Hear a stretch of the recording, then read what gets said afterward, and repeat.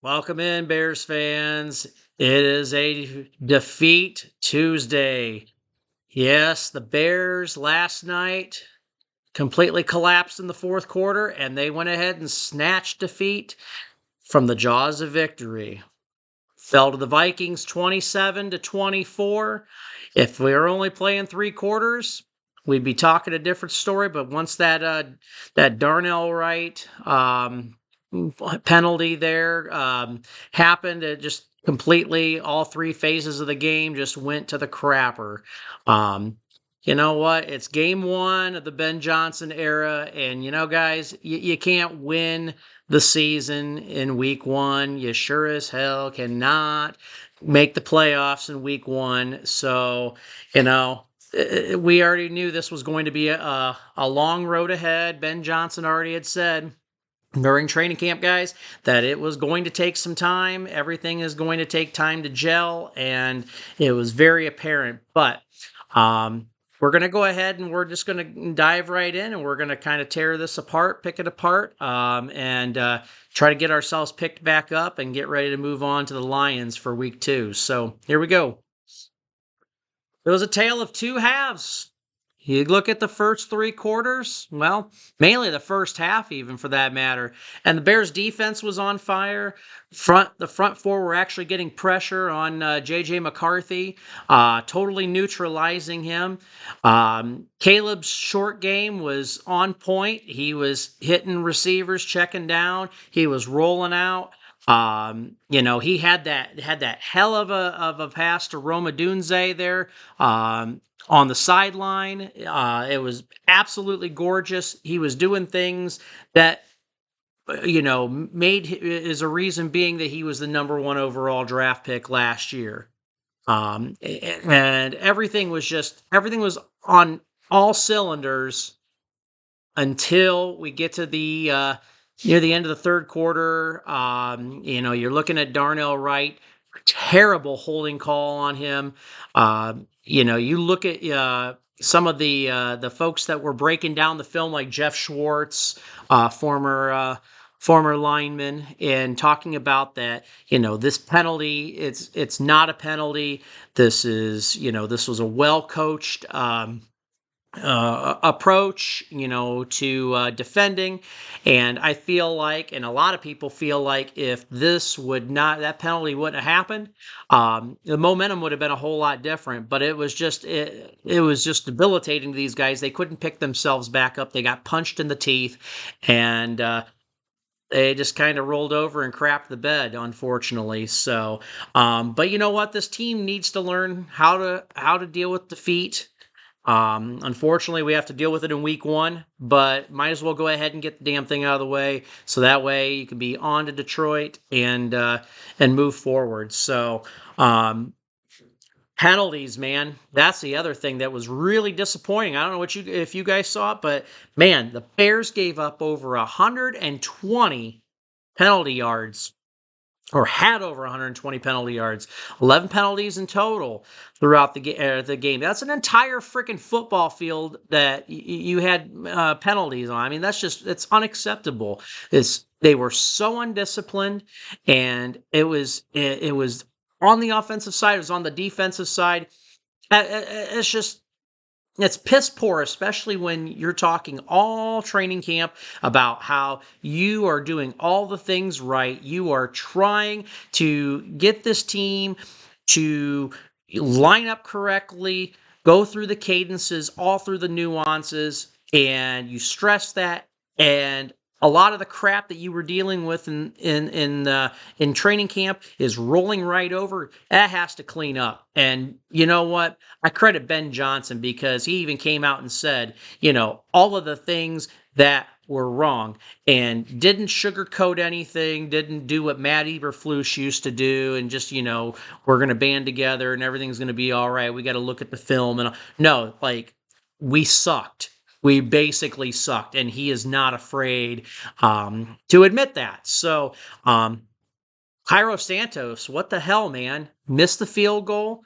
You need to be making those kicks. And then the fact that you couldn't even boot the ball out and past the end zone. You end up allowing for a return there near the end. And even Ben Johnson called him out and said, yeah, that was supposed to be booted out. It wasn't supposed to be returnable. He knew that. And this is some of the inconsistent performance that we've had to deal with from Cairo the last couple of years. You can go ahead and say that he was the savior in the Green Bay game that got him that fifth win at the end of last season, and how great that was to beat them up in Lambeau. But that's great. We are September the 9th, and last night's game stung. And he was one of the reasons why we ended up losing. So let's not be negative the entire time here, guys. Let's go ahead and let's go 3 and out here. Let's talk top 3 players of the game. My top 3 would probably be a little bit different if the game stopped at the end of the third quarter. But just looking at what overall who I thought played very well and is deserving of my top 3. Dio Dangbo is definitely is right there at the top. I don't give a damn if Christian Darrisaw is out. Dio Dangbo actually showed up, applied pressure, had a sack, quarterback hit. He was doing NFL lineman high caliber, production, and we hadn't seen that all preseason. And the fact that it was on display there gives me a little bit of hope. And so 55, good job, man. Hopefully that is going to be week in and week out from you. Gervon Dexter, man, each year Dexter just continues to get better and better. I mean, there were some great plays where he was wrapping up the running back and was busting down the line, especially in that first half there. He played well. I think him and Grady Jarrett together is a great duo. And then you rotate in Andrew Billings, which I wish we would have seen more of Andrew Billings because I felt like he was non-existent. I feel like he's another key piece of this as well. I'd like to see more out of that trio right there. We get into Detroit. And then Noah Sewell. I feel like Noah Sewell has done more in one game than he did his first couple of seasons in the league combined. And he played well. He played very well. He had some really good stops. His pass defense, not that great, but the run game, he's looking great. So my 3 came from the defensive side of the ball.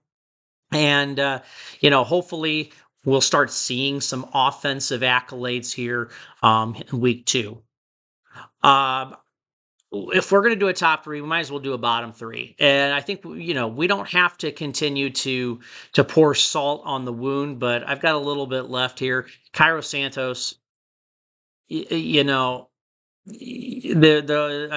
unacceptable. The Bears may need to start bringing in some kicking competition, real kicking competition. Dustin Hopkins is out there. I know Jake Moody from the 49ers just was released. I think he's basically another Cairo, maybe not as good, but you need to bring somebody in there and light a fire in his butt because he's gotten too comfortable. And, I wouldn't mind the cut. We could get some money back in the cap and get a guy in there that's younger and has a more powerful leg because Cairo definitely showed that his leg is a little bit on the weaker side. My number 2 are the running backs. Whoa. There was a couple of good runs from DeAndre Swift. Monangai had a pass reception, but that run game was non-existent for the most part. They could not set the tone on the ground. It was very disappointing, and that hurt Caleb too. You couldn't be really as effective in play action pass. It just they didn't set the tone, and I expect them to clean that up this week. They have to. That's the fact that we didn't have as strong of a run game as we should have, especially a guy like Ben Johnson who loves to rely on running. It just didn't happen. And maybe Roshan Johnson comes back and that's a different story. They'll have, a stronger rotation, but we need to see more out of those running backs going into week 2. And then number 3, Caleb Williams. I know you had a passing touchdown. You had a rushing touchdown. You did some really good things, in short yardage situations. But dude, you had guys that were wide open down the field. And I know you are still learning this system, that you are learning to be a complete quarterback. And this is a teachable moment here, because you left guys hung out to dry. You had players, you had DJ Moore open down the field. Like, you had guys going, "Get me the effing ball." Like, you saw that it was visible. You just that's got to improve. Like, you've got to add in that downfield pass. Like, you've got to be able to open it up. And until then, I mean, he's going to just end up being a glorified game manager. That's, we've had that in Chicago before. His name was Kyle Orton. We had that back in the day. We had Craig Krenzel. We had all these, the Caleb Haneys of the world. We've had game managers. Like, this guy needs to not be afraid of throwing an interception, and he needs to start playing a little bit more like a Brett Favre, where he's slinging it. He's not afraid to. You've got to be able to get that out there. And if you're going to play hesitant, then you're not long for the league. And a lot more Bears fans, Bears media are going to start asking about Tyson Bagent, because rumors are Ben Johnson is really high on him right now. And don't be surprised if Caleb does not rise to the occasion over these next couple of games. There could be a quarterback change in Chicago. And I wouldn't mind seeing TB17 out there. He's been a great player for us so far, and he's shown that he's got the arm, he's got the respect of his peers, and I think that Ben will not be afraid to make that change.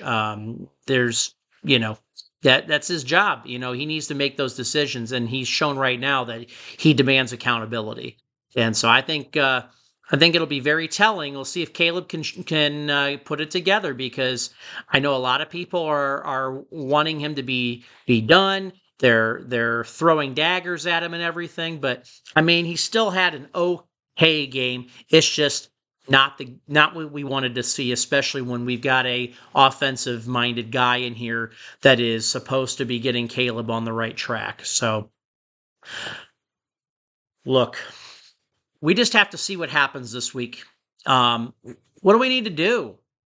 We need to get back to not getting penalties. I think first and foremost, you're going to need to learn to play clean football.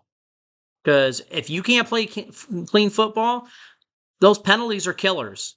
They are momentum killers. They're drive killers. That you cannot be doing things like that. There was some terrible false start penalties that should not have happened. Those should have been taken care of and cleaned up in the preseason. Some of the defensive pass interference, I know a lot of people are talking about how some of them were garbage, but you still look at it. I mean, you got guys like Nahshon Wright that are hanging on to receivers. You can't do that. You cannot be hanging on to a receiver or anybody that's running a route. That's the new NFL. I know a lot of people are want to see the physicality, but these refs have shown that they're not going to allow it. And so you have to adapt. You have to accept that. And you need to play better. Now, I guess I should have given Nahshon Wright his flowers earlier.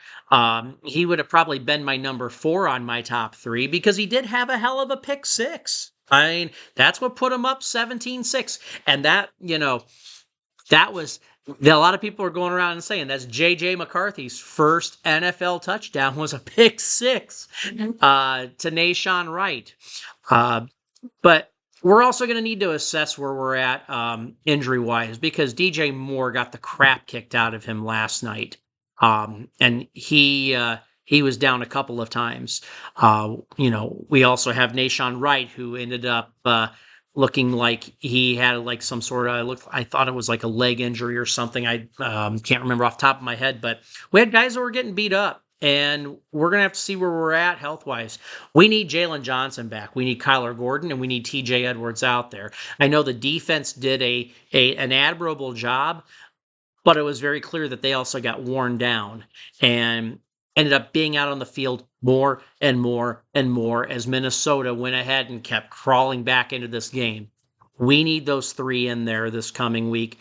And, I would also be looking at the free agency situation and see if there's a corner out there. I would not hesitate to try to find a corner that you don't mind signing, or if there's a guy on the practice squad, which after looking right now, I don't trust any of what's out there on the squad.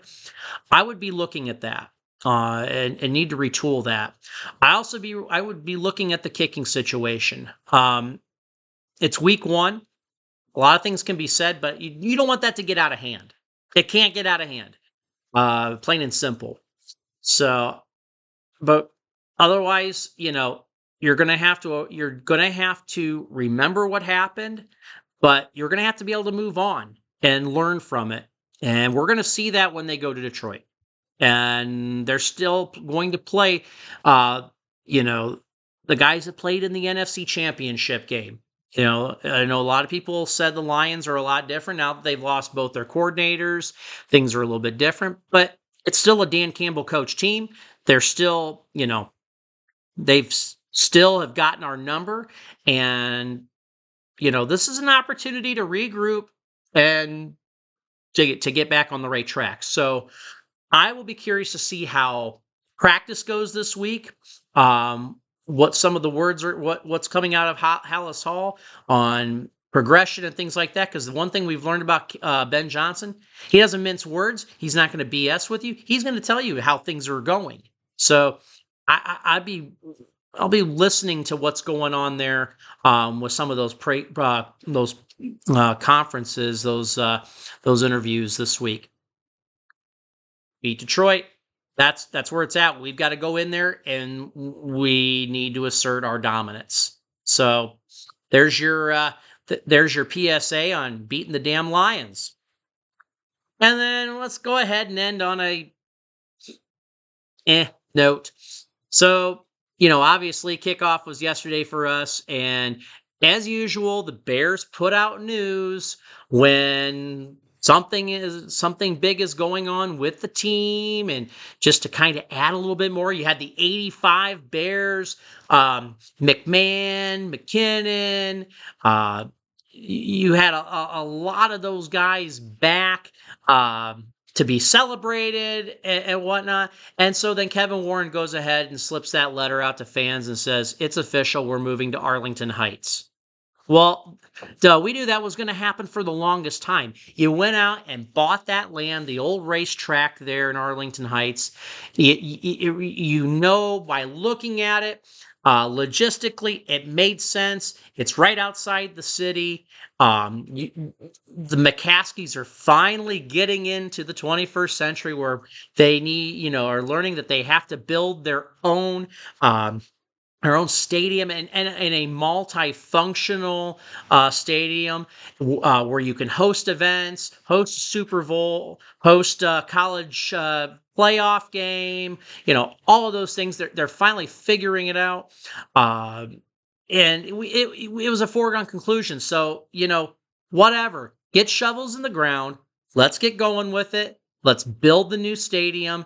And let's get out from underneath this lease with the Parks Foundation or Parks Group there in Chicago. It really sucks that we have to pay a lease to use the stadium. It's time to own our own and to have a facility that is the Chicago Bears' facility, and they can start being like everybody else and profiting off their own facility. So, yeah, we'll wait and see. They said they want to try to have it done by 2031, I think is what they said. I'll believe it when I see it. Warren has said that he wants to have shovels in the ground by the end of this year. So last time I checked, we're in September. Probably want to get a shovel in there before it gets too cold, right? So stay tuned on that. We'll see what happens. But until then, we're still in Chicago.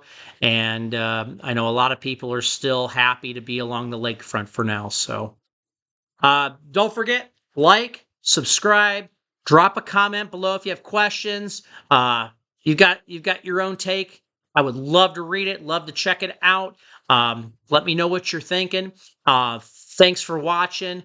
And we'll get back with you here this week as we learn more about what's going on as the Bears make the next step forward and recover from last night's defeat. So I'm Gordo. And don't forget, as always, bear down.